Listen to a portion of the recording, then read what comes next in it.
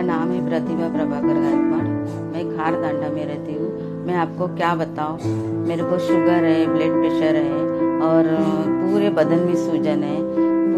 Doctor के पास गई थी, कितने सारे डॉक्टर के पास, लेकिन एक ही डॉक्टर को आराम नहीं मिला। मेरे को खर्चा तो हो गया, लेकिन क्या करूँ। अभी मेरा भाई आया और मेरे को ये सिबकस्टन जूस के बारे में बताया और बोला कि ये दवा चालू कर दे तू, फिर देख तेरे को कैसा लगेगा। तो फिर मैंने चालू किया। अभी मेरे को कुछ ये नहीं है, ना डायबिटीज है, ना ब्लड प्रेशर है, ना मेरे बदन में सूजन है, ना कुछ है। अभी मैं एकदम से ठीक हूँ। और ये जूस को मैं सिबकस्टन जूस को मैं धन्यवाद करती हूँ।